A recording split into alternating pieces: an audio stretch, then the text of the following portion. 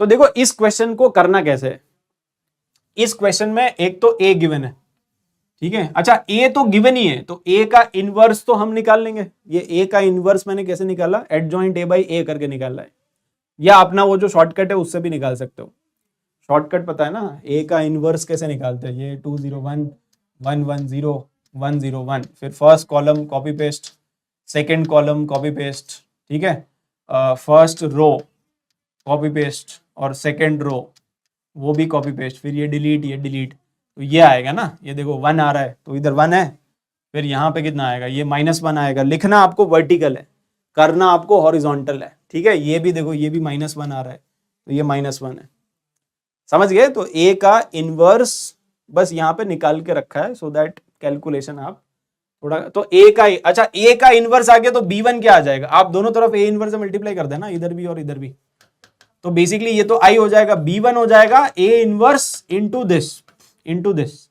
Similarly B2 हो जाएगा, ये हट जाएगा ना, ये इधर आ जाएगा, ए इनवर्स से मल्टीप्लाई करो तो ये हट जाएगा, है ना। और B3 आ जाएगा ए इनवर्स इनटू दिस, ये इधर चला गया, मतलब दोनों तरफ ए इनवर्स से मल्टीप्लाई कर देना, ठीक है। तो B1 आएगा क्या, B1 आएगा A inverse multiplied by this 100, ठीक है। सिमिलरली B2 क्या आ जाएगा, ये आ जाएगा ए इनवर्स मल्टीप्लाइड बाय, तो मेथड समझ में आ गया।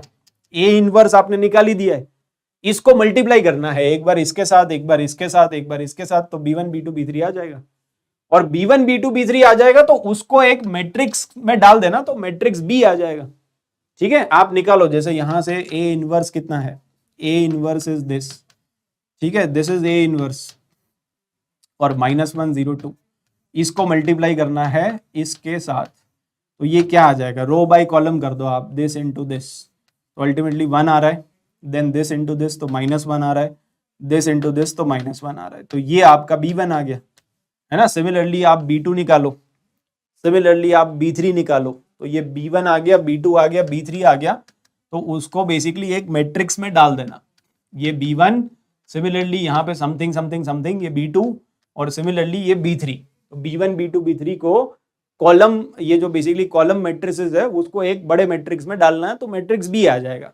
और वो जो मैट्रिक्स B आ जाएगा उसका डिटर्मिनेंट वैल्यू पूछा है, देखो ये रहा, है ना। So alpha is the determinant value and beta is the sum of the diagonal, मतलब ट्रेस, है ना। तो इसका जो बीटा है that is the trace of this, और जो अल्फा है that is the determinant value of this, समझ गए। तो बस वो दोनों आ जाएगा, क्योंकि पूरा मैट्रिक्स ही आ जाएगा, B1 निकालो, B2 निकालो, B3 निकालो, तो समझ में आया। समझ में अगर आ गया, ठीक है, तो बस कैलकुलेशन करना पड़ेगा, फाइनली 28 आएगा ये, तो ये आपको थोड़ा सा संभालना पड़ेगा कैलकुलेशन, ठीक है।